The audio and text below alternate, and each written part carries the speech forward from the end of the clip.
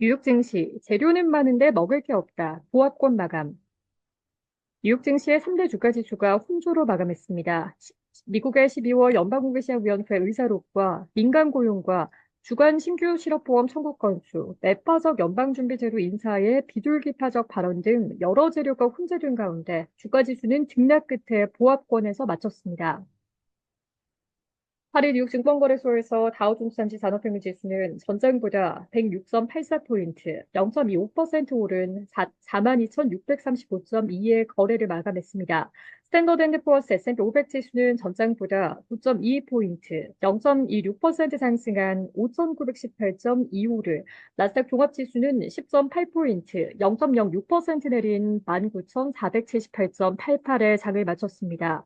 많은 재료가 쏟아졌지만 결정적인 한 방은 없었습니다. 개장 전 시장을 움직인 것은 도널드 트럼프 미국 대통령 당선인이 보편 관세를 강행하기 위해 비상사태 선포를 검토하고 있다는 소식이었습니다. CNN 등에 따르면 트럼프는 보편 관세 부과를 정당화하고자 1977년 제정된 국제경제 비상권한법을 근거로 경제 비상사태를 선포하는 방안을 고려 중입니다. 해당 법률은 미국의 안보나 경제 등에 위협이 되는 국가 비상사태가 발생했을 때 외국과의 무역 등 경제 활동을 광범위하게 통제할 수 있는 권한을 대통령에게 부여합니다. 이 같은 소식에 국채금리가 다시 튀어오르면서 주가지수 선물은 약세를 보였습니다. 무위험 고정금리가 높을수록 기술주의 매력도는 낮아지기 때문입니다. 하지만 미국의 민간 고용이 시장 전망치를 하회하며 약화했다는 소식에 국채금리는 상승분을 반납하면서 주가지수 선물도 보합권으로 돌아왔습니다.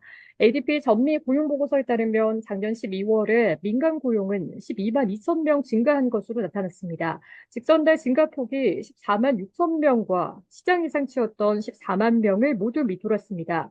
연준 내 대표적 매파인 크리스토퍼 월러 이사가 디스인플레이션이 뚜렷하게 나타나고 있다며 물가에 진전이 있으면 추가 금리 인하를 지지한다고 밝힌 점도 주가를 지탱했습니다.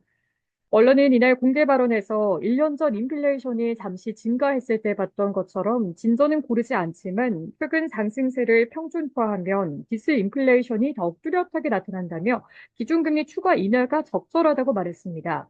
다만 12월에 FOMC 의사록은 금리 인하 기대감을 다시 누그러뜨리는 재료가 됐습니다. 대부분의 위원은 이미 통화 정책이 상당히 완화됐다며 점진적 금리 인하가 적절하다고 판단했습니다. 금리 인하 속도가 느려진 배경입니다.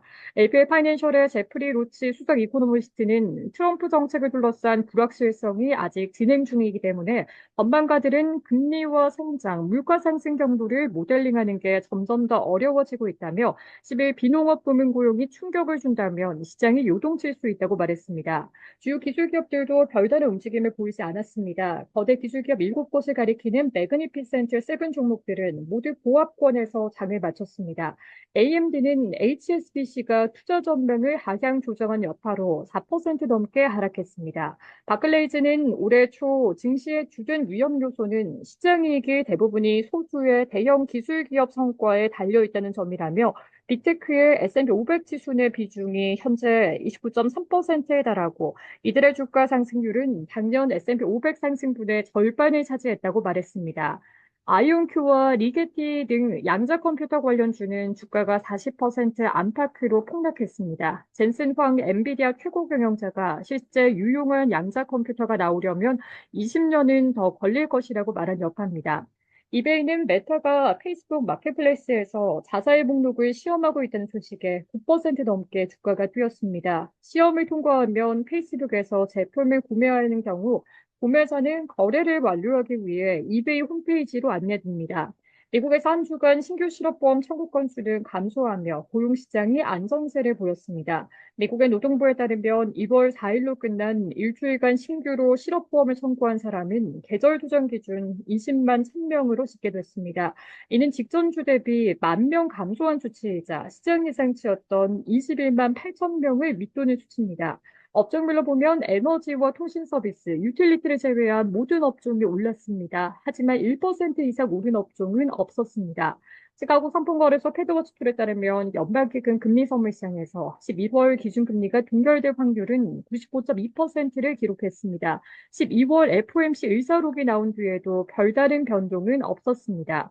시카고 옵션거래소 변동성 지수는 전장보다 0.12포인트, 0.67% 내린 17.7을 기록했습니다.